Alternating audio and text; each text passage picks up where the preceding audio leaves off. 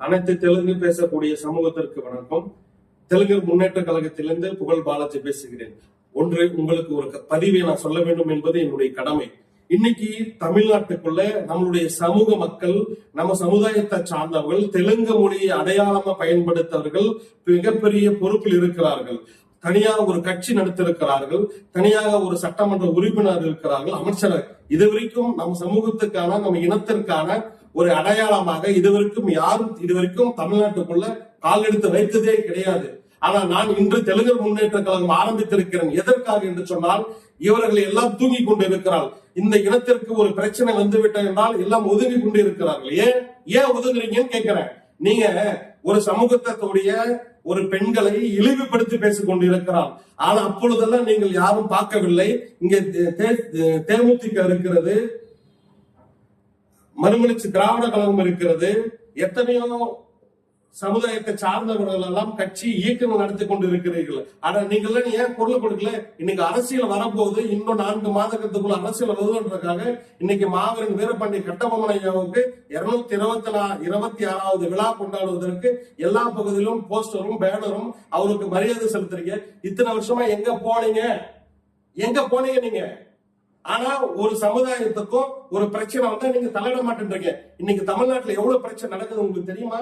இன்னைக்கு தமிழ்நாடு முழுவதும் கிட்டத்தட்ட ஒரு 14-20 சேனல்ல தெலுங்கர்களை வந்தேறிகள் என்று சொல்லி கொண்டு இருக்கிறார். நீங்க அவங்களுக்கு ஏதாவது ஒரு பதில் கொடுத்துறீங்களா? நாங்க போராட்டம் நடத்திருக்கிறோம், அட்லீஸ்ட் போராட்டம் நடத்திருக்கோம். நாங்க கேட்டா, ஐயா போராட்டம் நடத்துறோம் அப்படின்னு வைகோ கிட்ட கேட்டா அவர் என்ன சொல்றாரு? யாரு பண்ணீங்களா தெரியாதுன்னா. அப்ப ஒரு தெலுங்கு மொழி சார்ந்தவங்க உங்களுக்கு ஒரு அங்கங்க போய் பாருங்க. அவங்க சாதிக்காரனுக்கு அவங்களுக்கு எவ்வளவு வேணும்னு கேட்டு பண்றாங்க.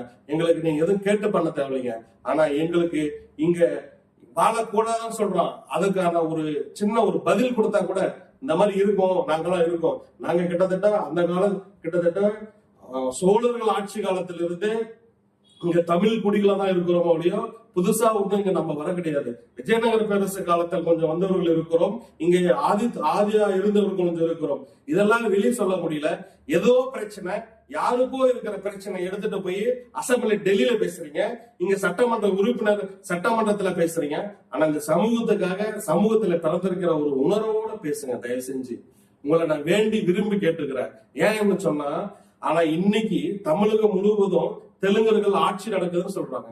ஏங்க, தெலுங்கர்கள் ஆட்சி என்னங்க? தமிழர்கள் தப்பா பண்ணிருக்காங்க. தெலுங்கர்கள் இந்த தமிழ் மண்ணுக்காக உயிர் தியாகம் பண்ணிருக்காங்க. இந்த தமிழர்களுக்காக எத்தனையோ சிறை சென்றிருக்காங்க, எத்தனையோ தூக்கு மேடையை பார்த்திருக்காங்க. கிட்டத்தட்ட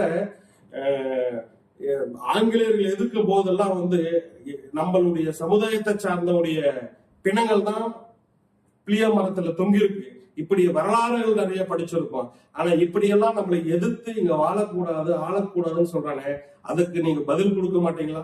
ஆனா இன்னைக்கு மட்டும் பெருமிதமா கொண்டு நாங்கள் இருக்கிறோம் சொல்லி சாதியோடு நீங்க கை கோர்க்கிறீங்களே. என் பெண்ணை ஒருத்தன் தேசின் என்று திட்டுறான்.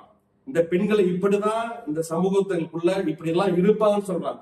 தயவு செஞ்சு உங்களுக்கு கொஞ்சமாவது ஒரு சிந்தனை இருக்க கூடாதா? எல்லாருமே பெண் தானே, எல்லா சாதி பெண்களும் ஒன்னா தானே இருக்கும். இதுக்கு யாராவது குரல் கொடுத்திருக்கீங்களா? இன்னைக்கு மட்டும் இந்த சாதி அந்த சாதின்னு பேசுறீங்க. தயவு செஞ்சு நாம இன்னைக்கு தமிழ்நாட்டுல எல்லாரும் தொப்புள் கொடி உறவாதான் ஒன்னா வாழ்ந்து இருக்கிறோம். ஆனா ஒரு சமுதாயத்தை ஒரு பெண்ணை இன்னைக்கு இழிவுபடுத்தி பேசும்போது நீங்க எல்லாம் எங்க போனீங்க? இதே வேற்று சமூக பெண்ணா இருந்து வேற மாதிரி பேசுறது எவ்வளவு பிரச்சனை நடந்திருக்கும். நாங்கள் பிரச்சனைக்கு போகக்கூடிய சமூகத்துல பிறந்திருக்கிறோமா? ஆனா எந்த பிரச்சனைக்கும் போகாத, படிப்பு கல்வியை கற்று அதற்கான கல்வி எப்படி நம்மளுக்கு கற்றுக் கொடுத்ததோ அதன் அடிப்படையில் நம்ம போயிருக்கிறோம். தந்தை பெரியார் கூட சொல்லி இருக்கிறார், பகுத்தறிவோடு பயணித்த ஒரு மனிதன் எப்பொழுதும் தவறு செய்ய மாட்டான் என்று சொல்லி இருக்கிறார். நீங்கள் புரிந்து கொள்ளுங்கள். பெரியாரை வைத்து அரசியல் செய்திருக்கிற அத்தனை அரசியல்வாதிக்கும் சொல்கிறேன், என்னுடைய சமூகம் இன்று மிகப்பெரிய ஒரு கேவல சூழ்நிலையாக உருவாக்கி இருக்குது. இதற்கான பதில் இந்த அரசாங்கம் சொல்ல வேண்டும், இந்த மத்திய அரசாங்கம் சொல்ல வேண்டும்.